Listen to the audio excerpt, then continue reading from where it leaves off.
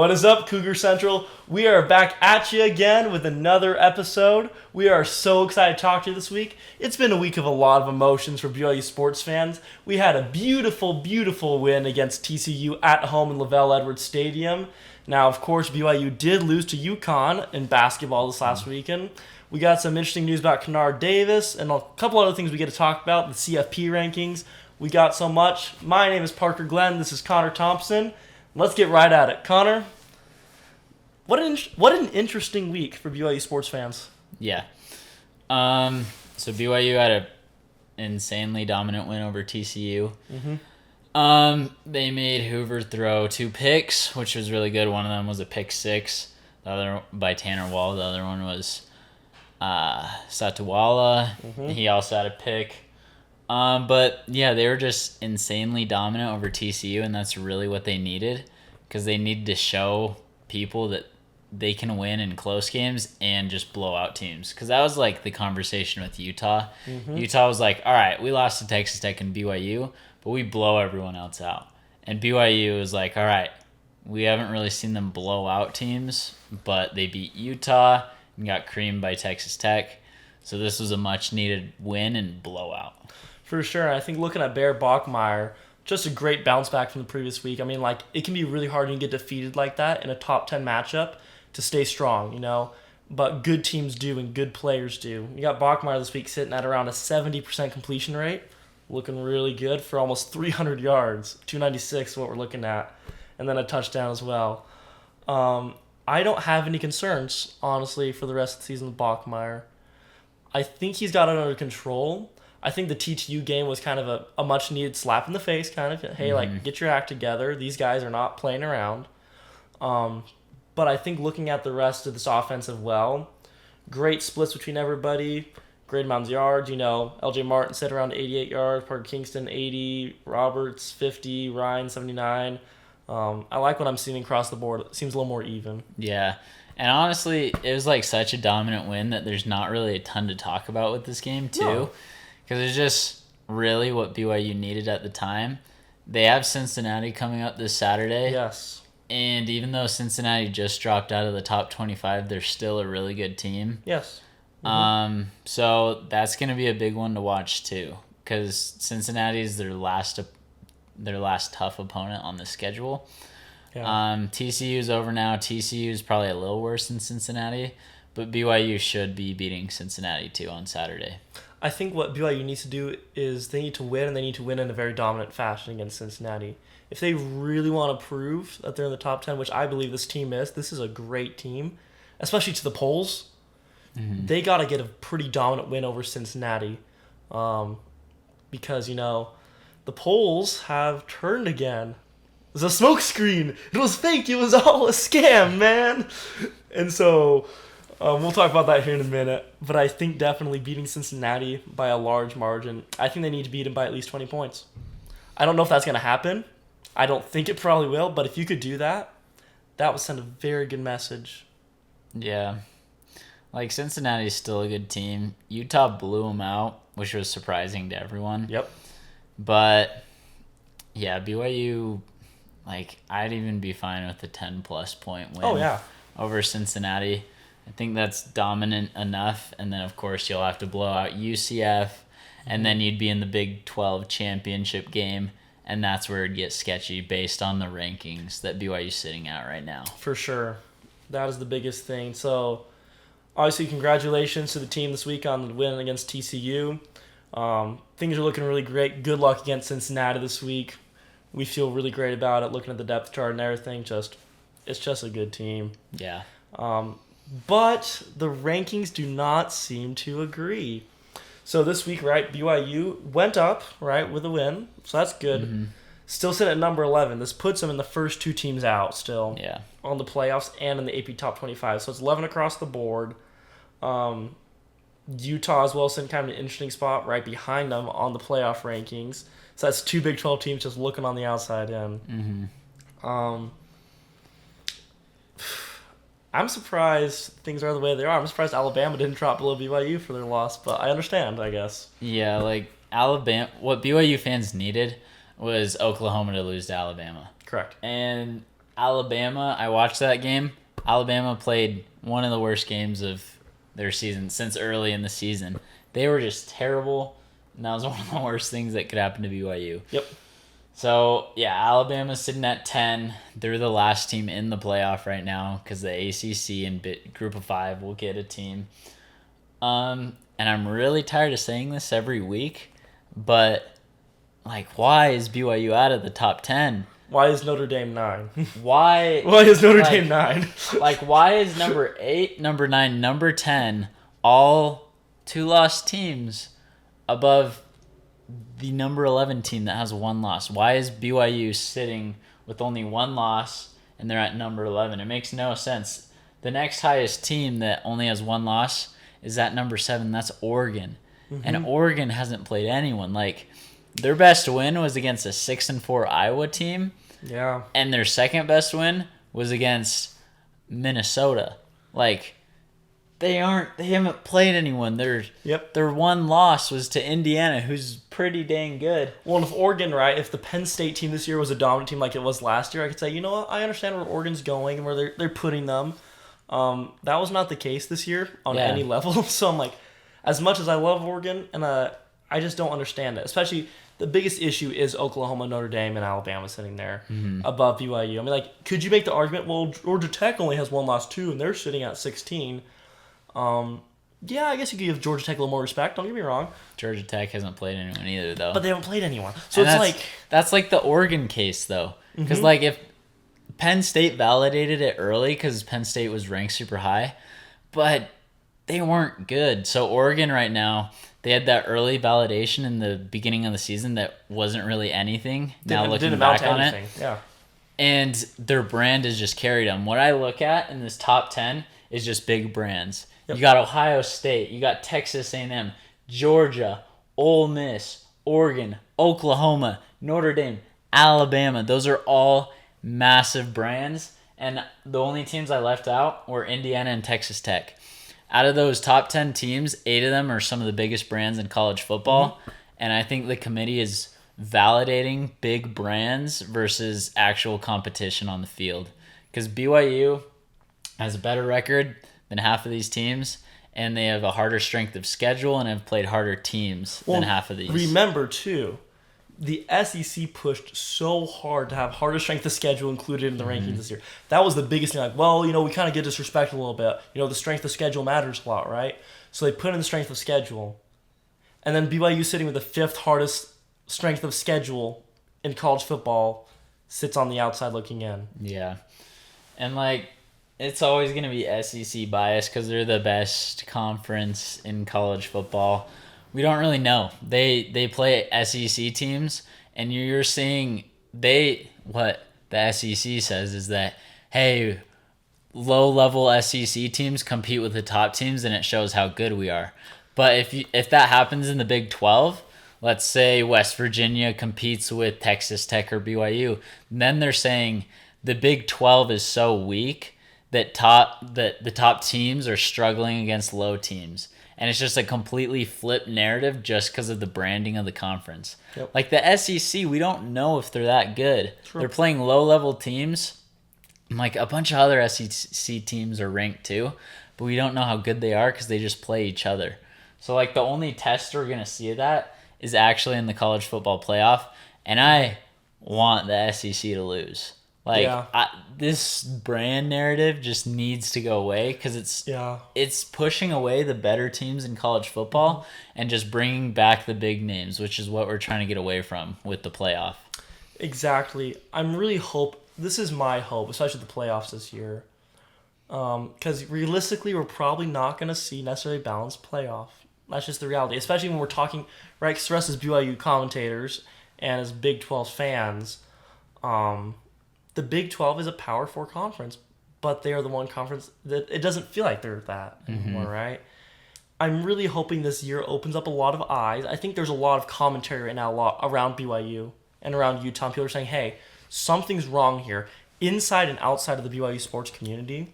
So whatever happens with our boys, obviously we hope they get in on the playoffs, and I think they will. Mm-hmm.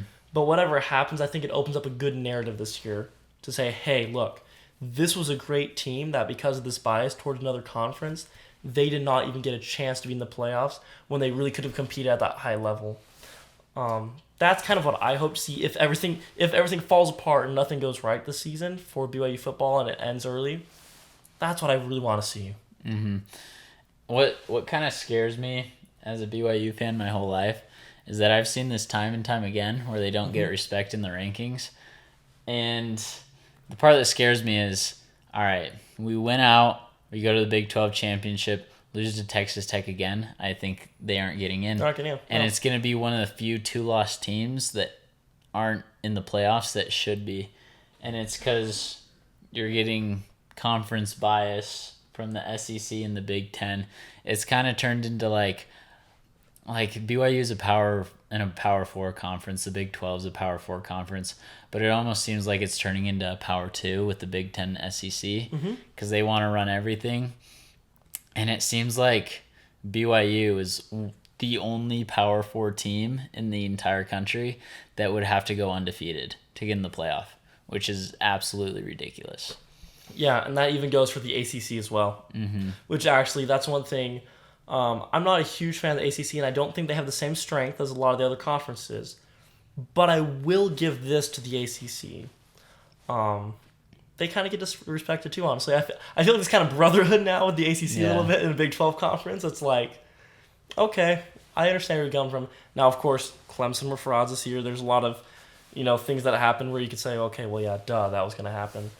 But that's what we want to see, right? We want to have more individuals that are in these playoffs. We want to see a more diverse playoff. And that's going to be better for sports fans all around the nation, especially for BYU sports fans. And being an independent school, Notre Dame, does not count as that because it's Notre Dame. They're their own thing. And, what I don't like is that the committee is doing hypotheticals. Yeah. So they're saying, all right, if we put Alabama and BYU, they play each other, who do you think would win? And the committee obviously thinks Oklahoma. So they put them higher. And they're doing, it's like these hypothetical things where they aren't really basing it off the analytics anymore. Like BYU has a harder strength of schedule. They have less losses. They have better wins. The only better win that Oklahoma has is Alabama. But yeah, it's like hypotheticals, and we need to get away from the hypotheticals because that's when brand image comes into your mind again.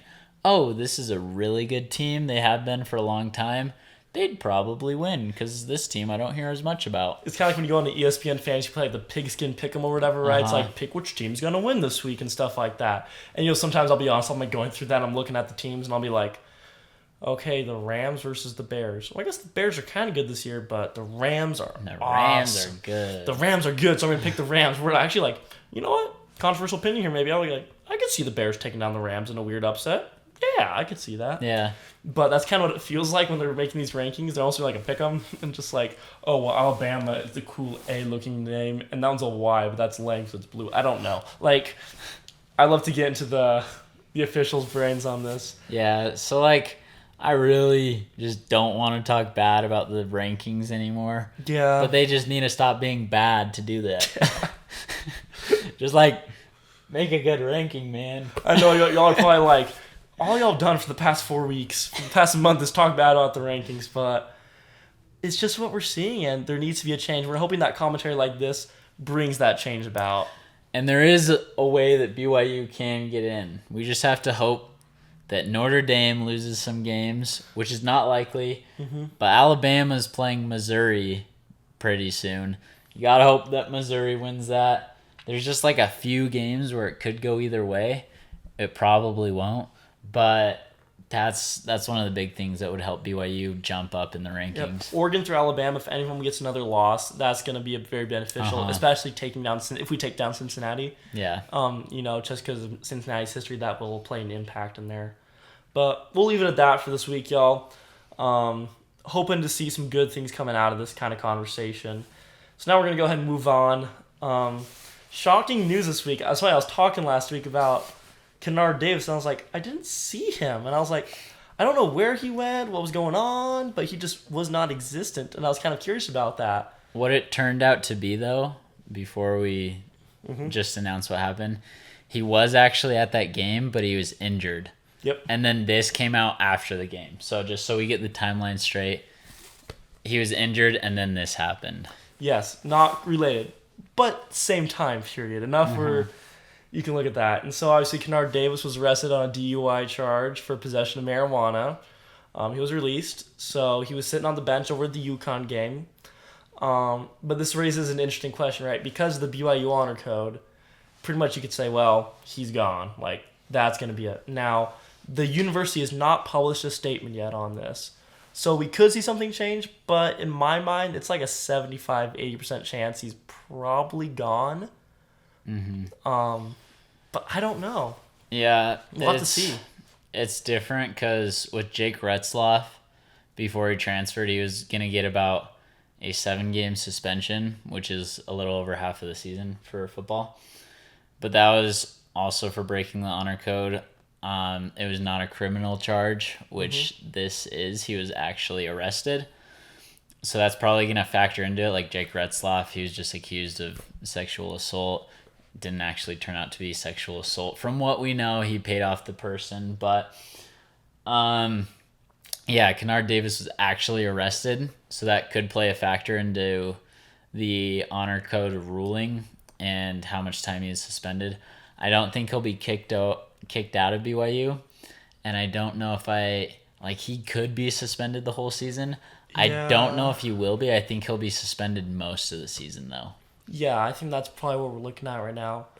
So obviously that raises some interesting questions because if he's suspended for most of the season, he could come back, once we get into March Madness season. But Kevin Young's got to figure out who's going to put out there right now in the starting lineup. Now for this previous week, instead of starting our good boy Baker, they started Boscovich, and he only put up 4 points. And that's going to be an issue, right? Looking at everything going on with the bench. Dawson Baker actually ended up putting up 12 points, so he's probably the better option. This game was also kind of sad, 2-point loss. Early in the game, we lost Keita. Yeah. Just getting clogged out in the face. Hey, kudos to the man for standing up after that. He did not look good. He looked out of it. And Keita's a big guy. He gets physical. So seeing UConn throw some shoulders in there and him get like that, I was like, whew. And yeah, AJ couldn't score in the first half too. He looked rattled. UConn was super physical, and BYU was down by 20. And when they were down by 20 in that first half, I was like, oh, shoot, it's going to be one of these games. Yep. Just pull it within 10, please, so we don't drop out of the top 10. But they showed resilience in the second half. I don't know what Kevin Young said to them. It worked. But it was obviously good, because then they got their act together. AJ started going off. No one could stop him. He was dominant. Ended with 25 points. Richie, really good showing from him. 17 points. Yeah. He looks like he's just their primary shooter. He just gets the job done. Yeah, he does. He's not flashy or anything like Wright or AJ sometimes. He just puts on his hard hat and he goes to work. Yeah, helps the team in whatever way he can. And then... yeah, Dawson Baker had some clutch points. Yeah. You love to see that. But yeah, the BYU is without 2 of their starters in that game. So I think them being able to pull it back within 2, they had a chance to tie it. That's the crazy thing about it, really. They had a chance to tie. Robert Wright dribbled it off his leg, and then UConn got it, and that was basically the end of the game. Yeah. 'Cause then they hit free throws. But yeah, 2-point loss without 2 of your starters against one of the best teams in college basketball. Physical. Is pretty dang good, especially when they're still figuring out their bench and they don't know who's going to exactly play at certain times. I think it shows a lot of strength in the team, especially looking at the bench, right? One of our big concerns was the bench. Now, I'm not saying the bench popped off necessarily, but every single person on the bench this week scored points. Yeah. Kevin Young figured it out, I think. I think he's on the right track, and he's starting to get things set up with the bench where he wants them, and the rotation is starting to come together. Yeah. And I liked seeing that. Now, it will be interesting to see with the Stars what happens. I think we still need a viable backup for Keita right now. They're training up Statner and Whoop. I'm hoping to see a little more work from them in coming games because, Keita is such a huge part of this game. for BYU. And then especially now with Kennard Davis probably being gone for a while, we either need Boscovich to really step it up, but I think it's going to be Baker. I think it's going to be Baker back in the starting five just because he's consistent. I honestly like Baker off the bench because it gives him that little spark. Like, True. He's almost like a Richie Saunders type guy. Yeah. So I like him coming off the bench because what they. But can you afford to keep him on the bench? I think so because your bench is so shallow. Like this team is. I've realized it this season. They are not deep at all. Like last year, they were a super deep team. You could play all the starters, all the bench, every game, and they were going to be just fine. This season, they are not deep at the bench. So what they're having to do is just sub in one guy at a time and slowly like get the starting five rest until they can come back in. So I honestly like Baker coming off the bench. Like he played more than Boscovich. And there's a reason for that. Yes. But like I feel like Kevin Young knows what he's doing with starting Boscovich. And he only put up 4. And like he was pretty off when he was shooting. He did not play good.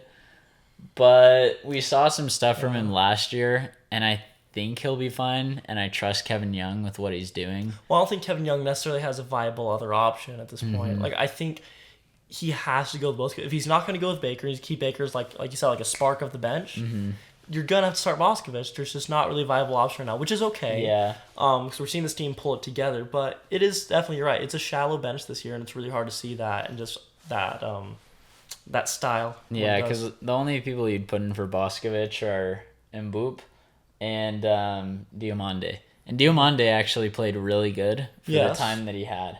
Like he only played 5 minutes, but he put up 2 rebounds, 2 points, 1 steal, and he was like locked down on defense for those 5 minutes he was in. So I'd like to see him play more too. Miras finally like. He hit a 3, you know. He's getting in that Trevenel groove, hopefully. But, yeah. I mean, close game. They could have won. That's the crazy thing after being down 20. Yes. But, yeah, so now they're ranked at number 9 in the rankings. Yeah. UConn's still at number 3. I thought they probably should have moved up to, like, 2. I mean, it was a 3 versus 7 matchup. BYU moved down 2. But now they're going to be playing Wisconsin on Friday, who's another top 25 matchup. And a revenge game for Wisconsin of the round of 32 of last year in March Madness. You know, I think it's going to be interesting. And one thing I did like, or actually, I didn't like how physical UConn was. They were violent out there. Like, you know, like we talk about the Big 12 when it comes to basketball being a pretty physical conference, right? People get in each other's faces. These UConn guys were scary, The man. Big East is scary. Like, AJ had blood all over the court with a bloody nose. Like, they just... The Big East Baker is have blood in his mouth physical. too? Baker, yeah. Yeah, Baker was bleeding too from his mouth. Cato was bleeding, and he had to go out of the game. Like, the Big East is another level, man. They throw elbows. They do anything. Physical is in their name. Yeah, I think there were some calls definitely where I was a little disappointed. I was like, are you sure you're not going to call that? But it's just they're a physical conference. And I think that was a good way to start out the season, especially as we hit Wisconsin and then, you know, a lot of pretty easy games coming up after that. Big 12 is physical. The Big 12 is physical basketball. And so having a team like UConn come in, massive brand name, right? UConn is very well known, very well respected, great coach. You just can't even deny that. And then to get physical like that, I think it's a good test for BYU. Having these experiences early on in the season is going to be so beneficial once we start getting to those harder matchups within our conference. So yes, it was a loss to UConn. Would a win been an awesome when they'd go out? Oh yeah, and I think it totally could have been possible. But with the cards that we were dealt, being able to do that, I'm proud of this team. Like, I know there's no like morality win or whatever, like, oh, we could have beat them, so it's a win. That's not a win, right? A win is a win and the loss is a loss. But I like what I'm seeing. I like the pattern and the direction that the team is moving coming up here. Because like I said, it's going to be physical. And I think that enabled the bench, actually. I think having that put a little bit of fire in them. So I'm excited to see when we get into the Big 12 rounds, if they start adopting that as well a little more. And I even think they should beat Wisconsin. Yes. But what they need to do is not have a slow start. Like, in most of their games except the season opener against Villanova, they've started slow. Well, Villanova and Holy Cross. Yep. But ever since then, the first half has started really slow. And that's kind of what killed them against UConn because they're down by so many points. So Wisconsin, just got to start off right, and then I think you'll be good. You should beat them, even though it's a top 25 game, and that's any game that's a top 25 game is a big game. Yes. So that will definitely help. But yeah, they should win that game. So I'm excited to see what happens. Actually, right now we have the live feed going on right now of Arizona versus Connecticut. Arizona, another great team sitting in the Big 12, and Arizona's ahead by 6 points. So this is going to be an interesting season. This is going to be a good season. Root for the Big 12 in every game. It helps BYU. Yep, no matter what happens. Yep. Win or loss, the better the Big 12 is, it helps BYU because basketball isn't like football where it's a committee choosing brand names. They actually use analytics. Yep. So, and there's a lot more that are tracking on that, which is really good. So we're excited to see what happens. We're hoping for a really good win against Wisconsin this week. You know, defeating a top 25 team is a big deal. Cincinnati, again, on the football side, defeating that's going to be a big deal for BYU. Overall, just some really good things hopefully coming up. This was an interesting week for us, definitely as BYU fans. And I think this week is going to get us back on the right track in a lot of different ways. Just stay consistent, you know, and I think that's what this program can do. And I think they are going to be able to accomplish. Yeah, I do too. But good week of sports. Good week of BYU sports. Ladies and gentlemen, we're so excited for everything coming up. Thank you for joining us again today. We hope that you have a wonderful rest of your week. And like we always say, go Cougs!